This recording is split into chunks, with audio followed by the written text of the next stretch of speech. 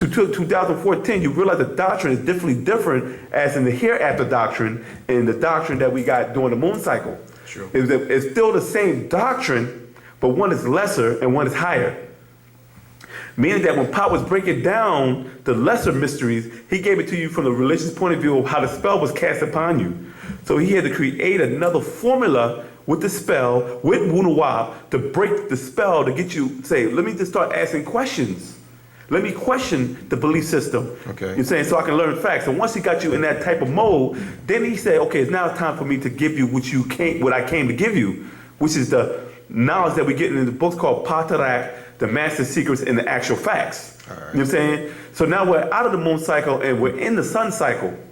But you got to remember that when the ancient ones were coming out of the first moon cycle, I think it was 12,000 years ago, I think, right? They had to go underground, and this is why Khufu opened up the gate, opened up the immigration to let the Caucasian come in. It's not because Khufu wanted to. Nature made him open those gates, or those borders, so they could come in because it was their time to rule. You feel what I'm saying? Yeah. And Khufu, and it happened even though we still were powerful. As the master teacher said in a book called Ancient Egypt and Pharaoh, Egypt has never been on a level of prosperity and the wealth it has when it was under the, if I'm not mistaken, I think Khufu was a part of the fourth dynasty of Egypt. Okay. You know what I'm saying? Well, it was so great.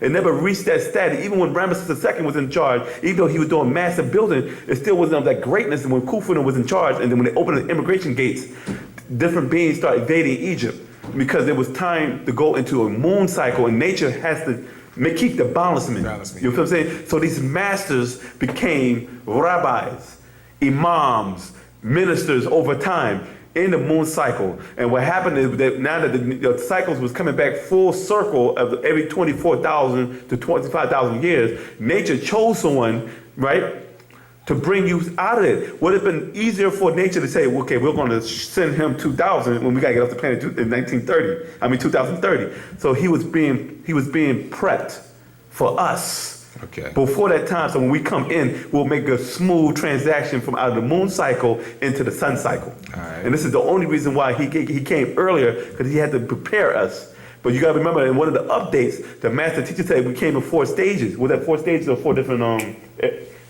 we talk about Marcus Garvey, Noble Drew Ali, the Honorable Elijah Muhammad, then the master teacher. You know what I'm saying? Because you needed certain stages of people to bring our mind out of a certain type of state. Because if you came to people with Wu-nuwaupu in the times of Marcus Garvey's time with their mentality, it wouldn't even penetrate. They wouldn't even have no idea, even with the Noble Drew Ali era. But when you came to Elijah Muhammad era, Krill started putting out the Yakub, Graphic Devil, and the different stuff on it, but he had to keep it on a kindergarten level where they can, comprehend it and able to absorb it to a certain degree. Okay. Our master teacher was supposed to dust everything off and say, this is how you do it. This is, now that y'all set the stage, now I can raise them. All right. You feel what I'm saying? Period. All right. His next question is, he said, how did the Pleiadians become an advanced race of 6 ether beings, able to survive and travel to different galaxies when 6 ether is supposed to fade out of existence? Did they escape judgment long ago to find advanced ways to survive, or did other beings give them secrets to help them survive as a pale-skinned being? See, what happened is people get stuck up in a little too much spookism, right? If you read the book called What is Wu-nuwaupu, he said 9 ether is the most potent of all gases in the universe, right, combined, right? He said, but when 9 ether dies, and it will die, it will become 6 ether. Then 6 ether will die, then 6 ether will become ghost. And then when that dies, it recycles back into what? 9 ether. So this goes, it's a rotation. You feel what I'm saying? Yeah. So what happened is, when you cannot associate the Pleiadians with the Adamite race here on the planet Earth, because you talk about two different species of 6 ether beings. Okay. You know what I'm saying? Yeah. The one here on Earth lost, if you read the book called The Dimensional Shift, one of them lost their ability to make it to the other side because they laid with beasts in the Caucasus Mountains. Okay, yeah. So their vibration was brought down. They don't have enough juice to make it to the next shift that's coming. That's why the only person that's making the shift are the Mangalo, the Javao, and the Garo. You know what I'm saying? Yeah. One is 9, one is 8, one is 7. We're going to make the third, I think this will be the third dimensional shift. At one time, the Caucasian was on the second and first dimensional shift where they can actually go to the other side. Okay. Because they have slept with beasts. They lost their soul, so now they cannot make it to the other side. But the Caucasian woman can if she mixed her genes with a Nagaru who will sacrifice his soul in order for her to make it to the other side. This is why the master teacher said, they're black. Some Caucasians are black only because they have mixed them with the Nagaru male or the black male. Okay. You feel what I'm saying? Yeah. So when they talk about the Pleiadians, they're getting they're getting that technology from their overlords. But the Pleiadians are the overlords of the Adamites. Okay. You feel what I'm saying? Feel you. All right. His other question, he said, why can't the Natharu intervene with healing and protecting the Nagaru children if the whole purpose of learning, the whole purpose is learning how to reconnect or being told to call on them? Why can't the Natharu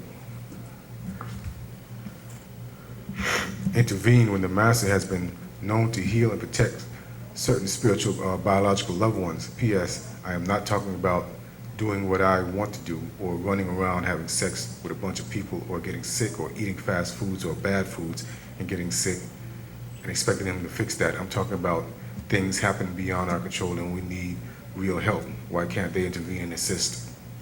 Now, that is a very vague question, right? And what happened is, you got to understand this. Our master teacher have healed people. And when you say wait for the Nagaru, Pop is the Nathar at this day and time. He is the master of heaven and earth. When the master teacher was doing these things, right? Oh, the Lamb of Allah, El Kidda, the green one, right?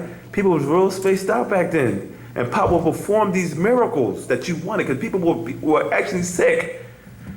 See, the Ansar Law doctrine back then was, we had, not only did we have doctrine, it wasn't necessarily a religious organization, it was a culture. Pop gave us a culture.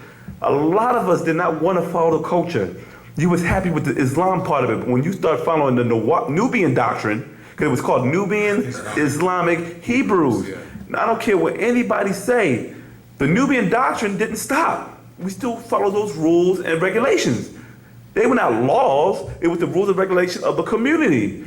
We're not Muslims no more, we're not Christians, Jews, none of that, but we still have the same Nubian rules and regulations that we had as Ansar. It's just that it was overlaid at the same time, simultaneously with religious, Islamic and Hebraic laws, you feel me? But the whole thing is that people didn't want the culture. This is why a lot of our master teacher children hate his guts, because the children were being taught another doctrine by some of these females and some of these males that was living in the community because they couldn't let go of the physical world that we call in the Islamic term a dunya. They brought it into the community and said, well, we did this and we did that. And the master teacher said, don't ever tell the children what you've done back in the day, because all you do is entice them to want to be thugs and pimps and hoes and hookers and so on. Yeah. You know what I'm saying? Yeah. And what happened is a lot of these people were not just mentally sick, they were physically sick. These people made themselves sick. Master teacher healed these people, right? And then turn around and slander him. They saw him levitate. They saw him shapeshift or transform or transfigurate. They saw him do many things. They even saw him manifest sacred ash that we call Makozet out of his hand. So, but back then he couldn't call it Makozet. He said the sacred ash came from the instant that came from what? From the mother plane, the mothership. Remember that? Yeah. You hear me? Yeah. It's coming from them and it's coming manifest and it heal you. People was put on and I know people that said it healed them. Then later on, some of them testified against our master teacher in a trial, and some of them left the mission, slandering him because they couldn't keep Islam. They couldn't keep Judaism. They couldn't keep Christianity. You know what I'm saying? So they said, oh, he's this, he's that. I said, but didn't he heal you? Didn't you see him walk and levitate? And didn't you see him summon the ship? This is the stuff. I didn't hear him say this. I heard him say it before on tape and read a book, but you told me this first, personally. And you sat there with tears going down your face about the master is the master, and I would die for the lamb. Then you turn. Remember that? Remember the lamb. I would die for the lamb, right? And then sit there and be crying tears, like, oh, the master, he did this and he did that. And later on, 20 years later, he's no good. He didn't write the book. I said, but you told me that he did this. So were you lying? Were you lying? well, you lying. You hear me? Yeah. So the master teacher was like, people look at it like bad diets and stuff like that. Some people have hereditary illnesses that can't be, that was in the genes. If you were following Wu-nuwaupu and stay close to the updates, the master teacher had broke down a recent update where the master teacher told us certain things to eat and what not to eat. I think it was the plethora called the diagnosis of racists. You're still eating foods you're not supposed to be eating. What is really healthy eating? Not eating meat? What about the foods you eat that's not meat? That got nothing to do with your genetics. You don't even know what type of effect certain foods have on your body. Think about this. If you thought about opening a restaurant, right? You want to open up a 5-star restaurant. You want to make the biggest money, right? Right. You don't even know that the stuff that you put on your menu can cause somebody to go into a seizure. What do they call it? Allergic reaction? Yeah. Allergic reaction. Because they don't know what you're putting on the food. Person can walk in and say, I could be allergic to bell peppers and die from it. But you put bell peppers in your food as a spice. True. You know what I mean? But you don't go up to each customer, could you write down the form what you're allergic to so we make sure we don't give it to you? 'Cause that's a lawsuit. But they do this in a restaurant every day. Nobody walks up to them and well, can you tell me what you're allergic to so I don't serve this on a platter to you? But people go in these restaurants, eat these foods, and never question, okay, well, what's the extra spices? Because you go to Applebee's and stuff, they tell you what they put in it. But what about the extras? You know what I'm talking about. As a person from the islands, they put an extra dish of different soda. They put an extra dish of spice in it to liven it up. But you don't know if this person leave the restaurant, oh, that was a good meal. Then a couple months later, this person got some type of sickness. But the master teacher just recently put in an update that if you want to heal yourself, he said, take cinnamon in your right hand. And honey. Honey in your right hand, cinnamon in your left hand, right? And a blue candle. He said, light the candle. When you have them both in your hand, he said, rub it together, right? And then you grab the candle. And he said, you focus on that, right? And focus on the illness that's inside you. And for as long as you want, as often as you want, that will work for you. That's from the master. So that should answer that question right there. Okay. When you keep looking for the Natharo, people sometimes get into that spook stuff like we did before. The Natharo will look out for you, but you got to put some work in too. This ain't no pie in the sky doctrine. Oh, I'm just a good person. They're going to look out for you. No, you got to put in work. What are you doing to actually facilitate to save these souls? You can read the Patra Actual Facts and the Master Secret and you don't share that information, you become what we call in the Ansar doctrine a munafiqun, a hypocrite. One who conceals what to be true. A kafirun, one who conceals what to be true. You feel me? Yeah, go ahead. Okay, this question is coming from Naeem Sharif. And with that, before you answer that question, I'd like to pass the class back over to my brother, Huntui Senen Atunreye.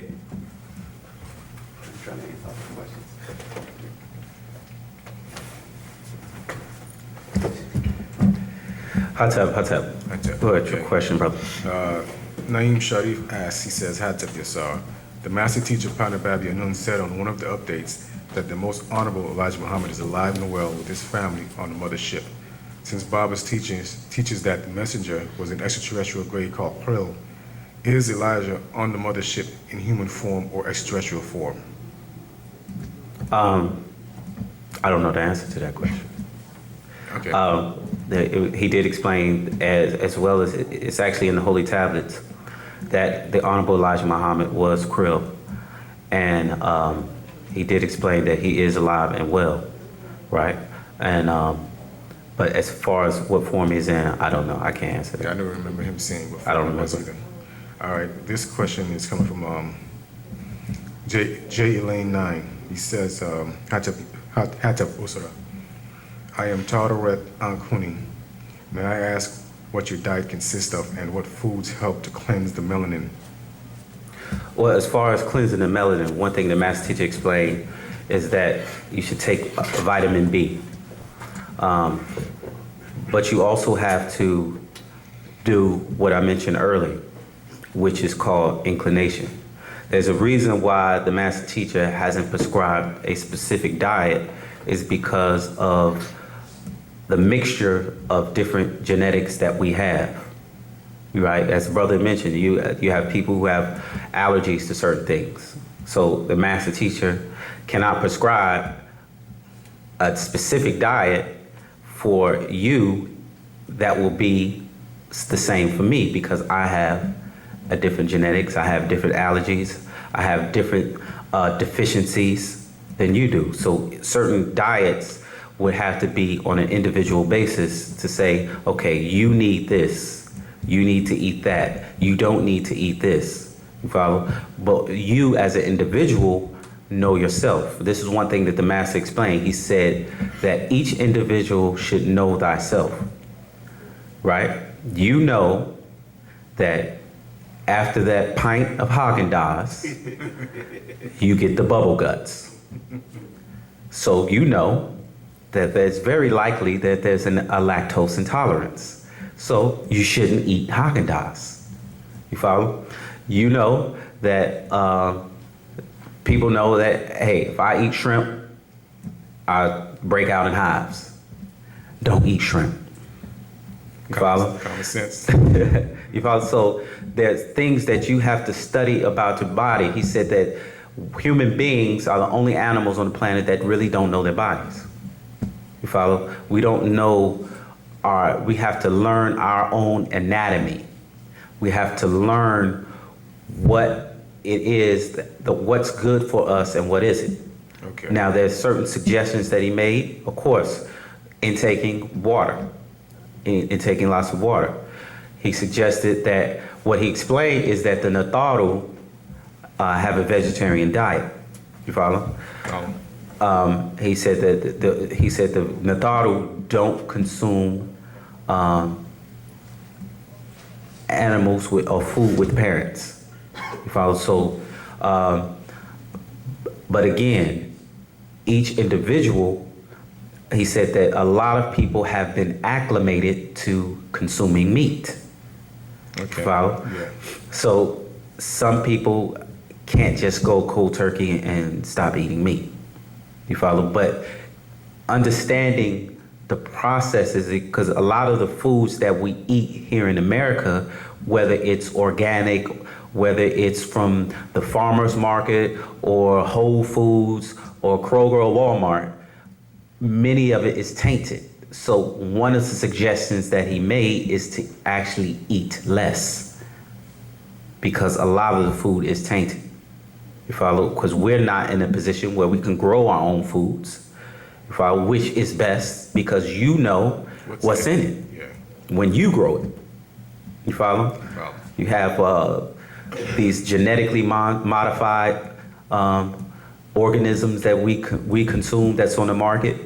You follow? You eat that. For instance, you might drink juice, right? Many of them may. Most juice is sweetened with grape juice, correct? Correct. Were those organic grapes? Were those seedless grapes, which are genetically modified? You don't know. You don't know. You follow what I'm saying? So a lot of stuff that the master, you have to do your own due diligence. You have to study yourself. You have to understand how the body works so you can feed the body the necessary nutrients to make it perform at its optimum level. Okay. All right. Okay. This is a question from Greg Smith. He says, why can't the Garu unlock their mind power on a greater level if it's naturally a part of us? Not small accomplishments, but real mind power and the ability to make things happen and move for immediate results. Examples: healing, preventing disease and disaster, etc.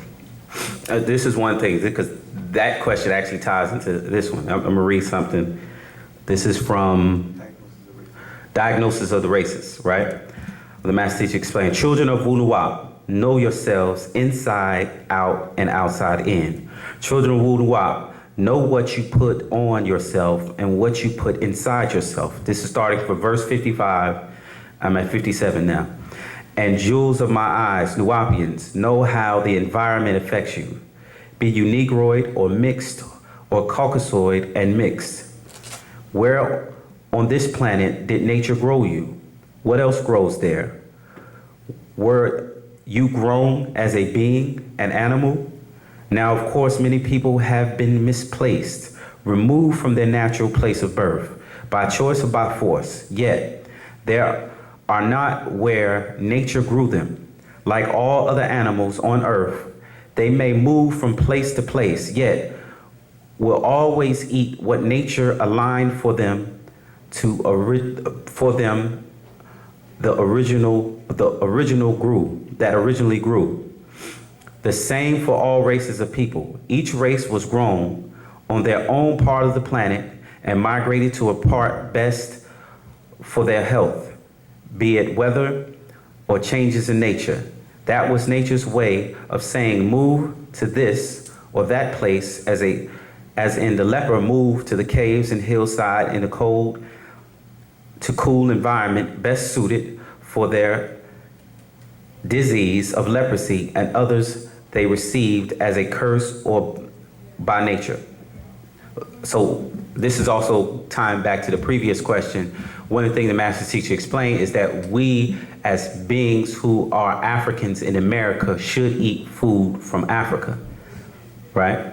But part of the problem with us as a race of people and not being able to operate with the greatness that we once did is because we have succumbed and accepted foreign ideologies, foreign systems of morality, foreign religions, foreign spiritual practices, foreign languages, and the such, foreign cultures that are adverse to who we are by nature. Okay. You follow? We have, for instance, as the master teacher explained, this is something real simple. He said that you have a name, and a name is a tone which is linked to you, right? Right. And no matter what you are, you could be in a crowded room, and someone calls your name, and you literally stop what you're doing to see who summons you. You follow? Follow. You like, hold on. Somebody call me? You follow? Because that name, that tone is locked to you.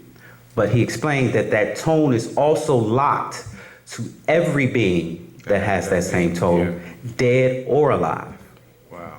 You follow? So if you are a being who is using a tone or a name that is linked to other ancestry, whether it be Arab, whether it be the Ashkenazim called the Jews, or the Sephardim called the Jews, or whether it be the Greek called Christians or Roman called Christian, you follow those different tones, you are unlocking the spirit forces of those races and make yourself a portal for those spiritual forces to come through. Okay. Right? And this is why, as Nuwaupians, you say we have tones which are unfamiliar.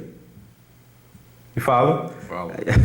Because we, as the master teacher, has revealed the ancient language of Nuwaupic and have unlocked tones that they have no idea of, because they base their pronunciation and interpretation of the ancient Egyptian language based on the Rosetta Stone, which was just a small glimpse of how those tones were pronounced. Then Right. they have no idea, and that's the protection. You follow? So now, when we use our names, there are no other beings With that other name. than our ancestry that respond. Okay. Makes sense. You follow? Follow. All right. So, but that's part of it. Speaking the language is part of it. You just put it simply. This is as simple as it gets. We are Africans. Our native language is English. We think in English, therefore we are out of our minds. Makes sense. Very simple. You can't get no plainer than that. Yeah. So as an African thinking in English, you think in the tones and frequencies of the Caucasian, of the European, of the Englishman, of the oppressor. Anglo-Saxon, Of the oppressor. of the oppressor, who has used those tones to suppress you, even to the point where the master teacher explained that the Caucasian has monopolized intellectual conversation, because all what they call big words or scientific terms refer to Latin, Greek, those different language of the European. Okay. You follow? So those are their tones. All right. And again, those tones are linked to their ancestry. So the major key, as the master teacher has been expressing ever since 1996, when he was revealing the Nuwaupic language, you follow, that we should speak our language. Because the whole point of us, especially us, we're already tainted by that native language of English. So what we were supposed to do is learn the language, speak it, teach it to our children so it becomes their native language. And now they are thinking in Nuwaupic, not just speaking it. Okay. All right. You follow? I'm following. But the point of us as Nagaru, who are our master teacher has given us a doctrine to get us to the point where we are Muntaru, which are ones of the Nagaru, but that is in practice. We have to unlock the spiritual powers that we have in practicing Wu-nuwaup, not just reading the books Right. and sounding heavy and deep. Right. It is a living doctrine that is linked to us genetically that we have to live. We have to practice it. There's a saying that, one of my favorite quotes, which is out of the Breath book, where it says that the Nuwaupian mind is outstandingly practical. You follow? Right. We don't deal with theories. You follow? Wu-nuwaup is not a doctrine of theories. You follow? It is dealing with what is real, what is tangible, what is confirmed, and what we do in practice. Okay. You know, we're not like Allen Iverson. Practice? Practice? Practice? Come on, man. We talking about practice? No. Yes, it's about practice. We have to practice it, and perfect practice makes perfect. Not practice makes purpose, because you can practice something wrong, and you'll be perfectly wrong. Okay. Okay. All right. Follow? All right. But it's in the practice of Wu-nuwaup which will eventually unlock those spiritual powers that we have, and that connection that we have to the Natharu.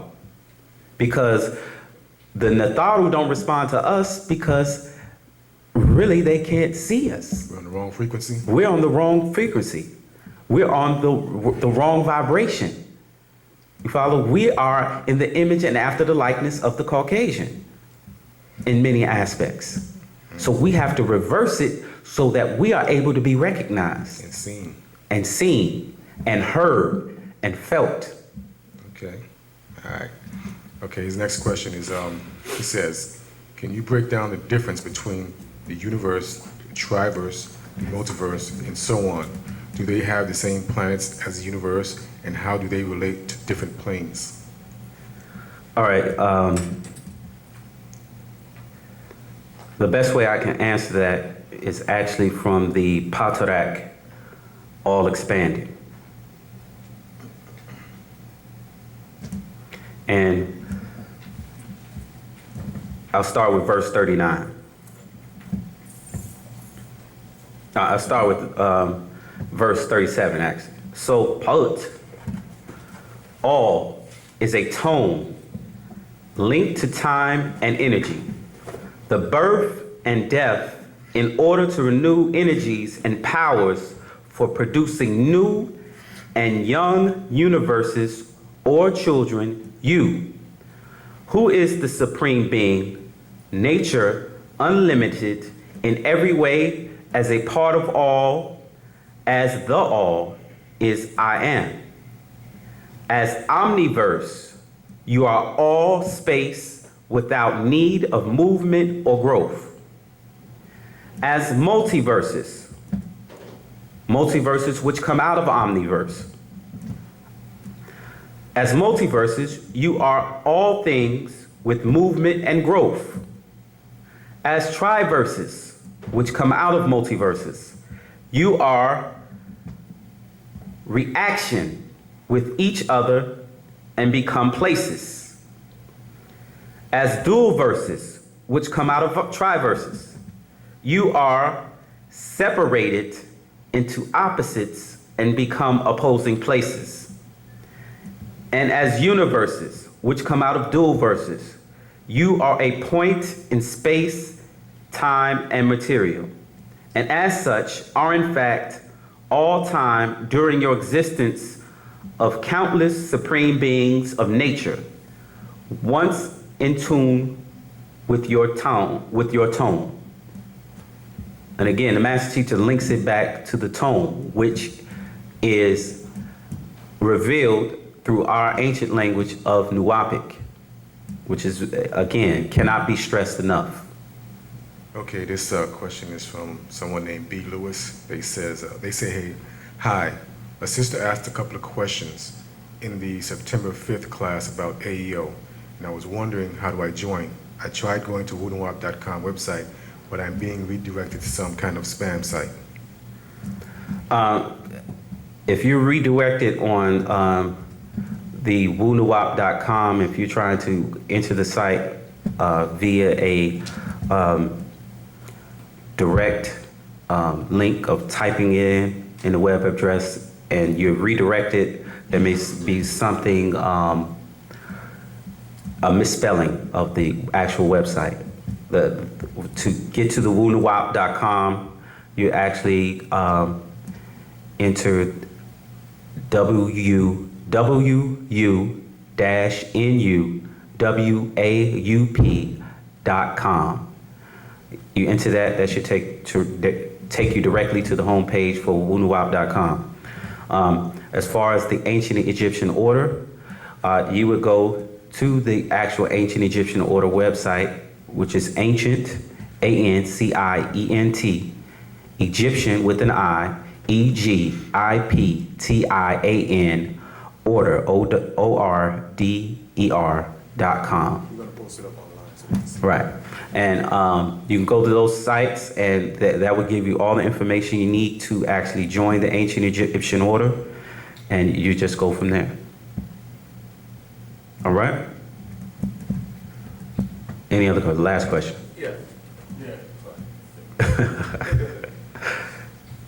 Yeah, questions about genetics. Okay. If we're mixed up, with so many beings and stuff like that. Correct. Say, for instance, we're mixed up with one particular being and then another one that don't get along. Do the same genetics fight within our bodies as well? And can it go from extreme to like not so extreme or whatever? Right. And that's actually a great question, because that actually goes into the science that the master teacher has revealed for all those fools who think that the actual facts and Patarak are not written by the master teacher. And then the question is, where does the book or the actual fact genetic kiss come from? Because in that book, he is explaining part of what your question is. What you have is a link of 4 generations that go back that created you. From your mother and father to their mother and father to their mother and father and to their mother and father, which is a composite of 30 different beings. Right? Those 30 different beings are 30 different personalities or 30 different spirits that exist within you. Right? And that creates the extremes that some people may go to. Now, this is one thing the master teacher noted. He said that in modern psychology or psychiatry, or whichever one, they link what they call mental disorders. Most of it is related to hearing voices, right? Right. They can't tell you where the voices come from, but what the master teacher explained is that they give you the exact medication to stop it, right? And what he's explained is that those are actually different spiritual voices that are within you. Some, in many instances, they can be without or outside of you, but those spirit forces which are in you by your ancestry as well as the ancestry of those you mix with genetically, meaning you exchange bodily fluids with. Right. You follow? That has an effect on you as well, right? So the spirit voices that you hear are these different beings or entities that are within you that actually make you sway from one extreme to another. Follow? So how do you stop it? And the master teacher simply explained that Patarak actually helps you get back to that singular voice, which is you. Okay? And again, it's not just reading it. You have to not just read it, but live it. You follow? Because you have to understand that we as individuals have been tainted by the devil. We have partaken, as the book of Revelations reveals or explains, the delicacies of the harlot. We've all indulged in them. Don't try to hide now, because that's you too. If you're living in America, it's very likely that you've partaken of those. And those have influenced you, and those things are implanted and supplanted into your subconscious mind. Follow? So to the point so much that the master teacher even explained that even when you try to get spiritual, for instance, and you call on Jesus, he said a Jesus may manifest, but it's one of those spirit forces disguised as what you want to see that has been supplanted in your subconscious mind. You follow? Because in propagating our doctrine, I was explaining to a brother before, I was like, if you were to meet an individual the first time, how would you identify who they are? You follow? I mean, in today's time, you may look at their ID, but IDs can be faked. Yeah. You follow? You may look at their birth certificate, their social security card, or so on and so forth. Now the question is, how do you do that in the spiritual world? How do you identify a being in the spiritual world that says they're Jesus? How do you know it's Jesus? You pull out a spiritual ID? No. You follow what I'm saying? Yeah. So, because if human beings are not, you as an individual are not your physical body, but yet a spirit that motivates the flesh, right? Yeah. Then the spirit, what makes a person say what he says or create a lie is the spirit within him, right? Right. So the spirit can lie, right? Right, exactly. So a spiritual apparition that appears to you and says, I am Jesus, your Lord and Savior. And you be like, I met Jesus in a dream, or I met him in a vision. You follow? And the question is, how do you know that was Jesus? Not somebody perpetrating as Jesus. Or Allah, or Muhammad, or whoever, Hare Krishna. You follow what I'm saying? Yeah. These spiritual forces are able to utilize what has been programmed in the subconscious mind, and this is also what the Patarak, the mind's eye, is explaining. You follow that what you have in that subconscious literally shapes your world. You know what I'm saying? What you define as a thing is shaped by what is programmed in the subconscious, in the mind's eye. You follow? Go ahead with your question, brother. This is the last question. Yes. Mention of the cycles, the 2 cycles, right? Yes. Moon. Wu-nuwaup.com as well as ancientegyptianorder.com. Yeah, hold on. The moon and the sun, right? Now we're in the sun, Okay. right? Right. So, how long a cycle lasts? 26,000 years, isn't it? Well, you have the cycles in themselves you have various cycles, right? Okay. A day in itself is a cycle. Right. Rulership for the black race. Right. The Caucasian race. They were ruling in the moon. The sun cycle, as the master teacher explained, is 6,000 years. Right. You follow? And he explained that it goes from sun to moon for a 24,000 year period. Okay. You follow? And even within those, you have sun and moon cycles. So cycles are ever continuous things. He explained in Existence, How and Why, where you have periods of order and periods of chaos. So 24,000 years. Right. How far are we in that 24? Are we at the end? Are we at the 12? 18? Where are we right now? Right now, we beginning at that beginning sun cycle, 6,000 years. 6,000. Right. So from now, we're in the sun cycle right now. Right. So we will reign until now to the next for 6,000 years. Right. After that 6,000 years, will there be such a thing as Caucasian race anymore? Well, what the master teacher explained is simply that 9 ether basically deteriorates into 6 ether.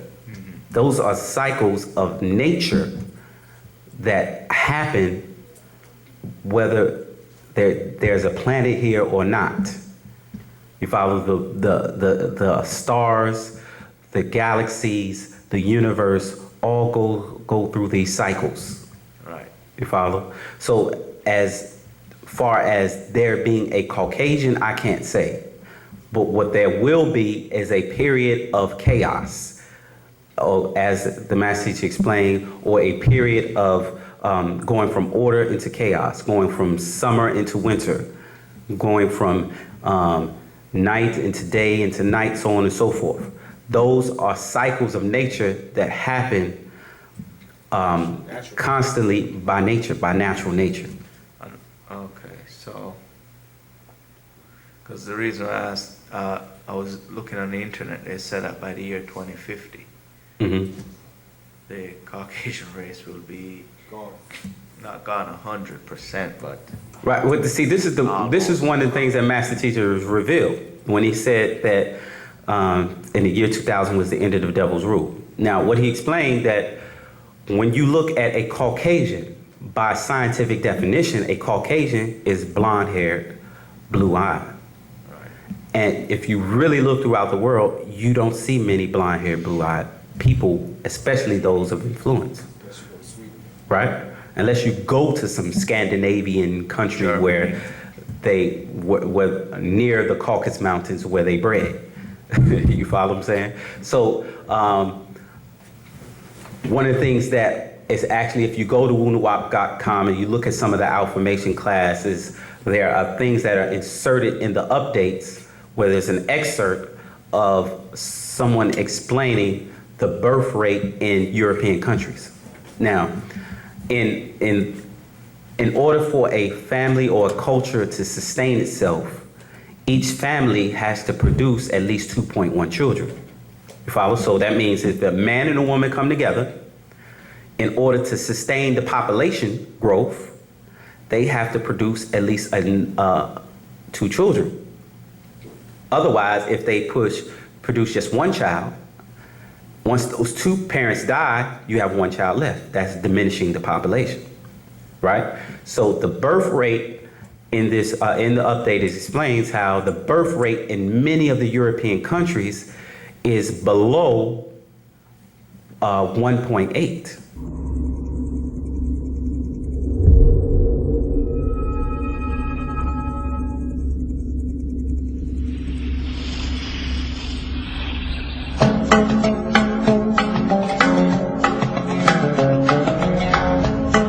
According to research, in order for a culture to maintain itself for more than 25 years, there must be a fertility rate of 2.11 children per family.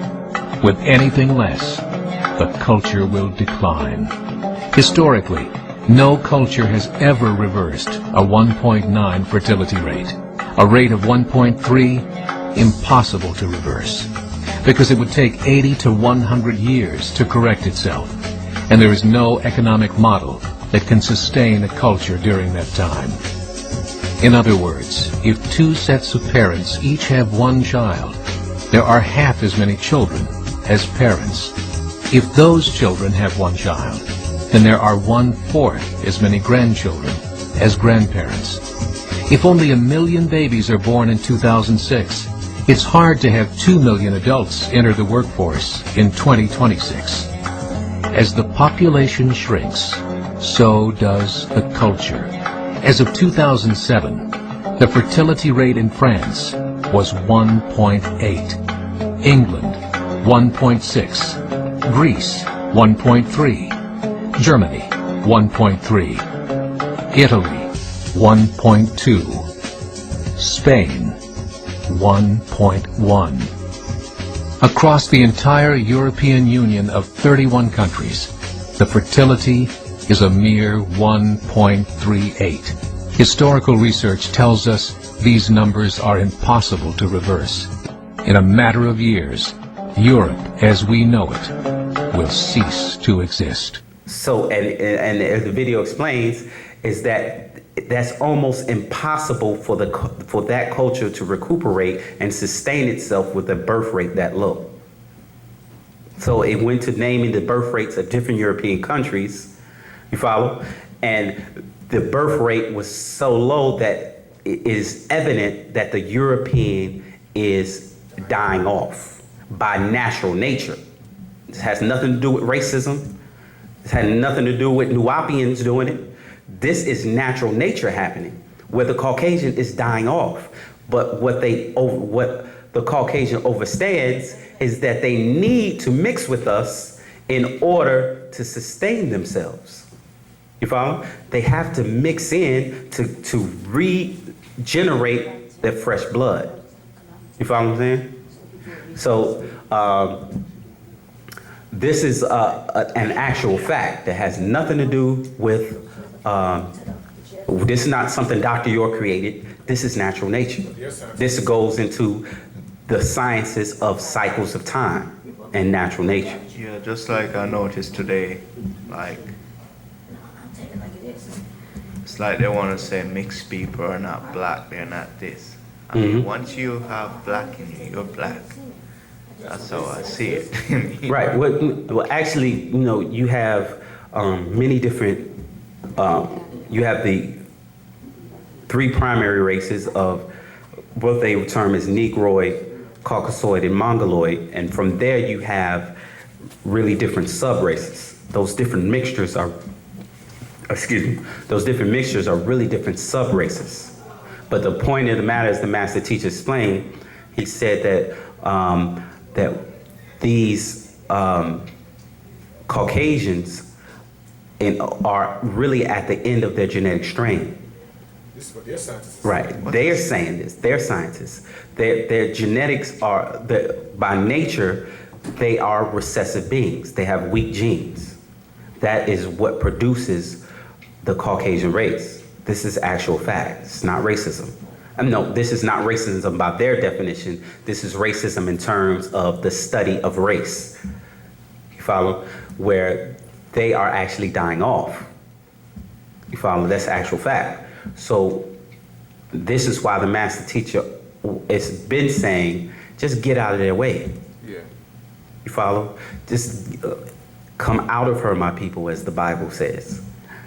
You follow? It's really about getting out of their way, building our society, building our nation, building our culture, and developing Wu-nuwaup so that we can make that spiritual link back to the Natharu and become Muntaru, ones of the Natharu, and get back to that point again. Wow, they disappeared. Another thing I want to touch on before I go, the Emerald Tablet by Hermes Trismegistus. Trismegistus. What books do we have right now that relates to that? Like Well, one of those what the scrolls. master teacher has, the being who they call Hermes, Yeah. right? The master say, when you say Hermes, you're really saying Har-mus. Har or Harar or Horus, and Mus, which means a child or child, right? Child Dever. Say it again? Child Dever. No. Oh, A child, or Mus is actually a word used for child, which actually means to be drawn from water. right. Right? So but in the Greek and Roman doctrine, Hermes, it was actually Tahuti, Thought, right. or thought, as they call them. And what the master has revealed is a book called The Sacred Wisdom of Tahuti, which is a book that can be obtained through the ancient Egyptian order. That would be, And to make the point out, the Sacred Wisdom of Tahuti, as the master teacher explained, even though it's in book form, he really said that the book that he put out is really just an introduction to the Sacred Wisdom of Tahuti. right, because the reason I noticed that, like, all over the internet today, they're talking about the emerald tablets. Mm-hmm. And it's the biggest thing for the law of attraction. Mm-hmm. And, they're saying that a lot of these gurus, or they might call them law of attraction gurus, that's the knowledge they use of the universe to attract wealth. Right. Well, what you have to understand that it's interesting because it all ties into the power of thought. Right, And phonetically, thought, Tahuti. right, You follow? Yeah. So it literally all ties back in. But in the ancient Egyptian order, a lot of that information in the mind scroll, in your potential, a lot of those things that they are using are things that the master teacher has taught us that we are not utilizing. right. Because I've seen where a lot of them are using it to obtain wealth. I mean, But it's just simple. It's simple. Yeah. It's that one thing the master teacher said. He said, negative thoughts attract negative forces. right, And we are in a society which is pumping fear. It's a fear-based doctrine that the Caucasian uses to indoctrinate the world. You follow? So that fear incites negative thoughts, right? And you are a manifestation of your own reality. You follow? The Holy Tablets explains that thought is the most powerful force in the universe. right, Follow? So your thoughts literally shape your world.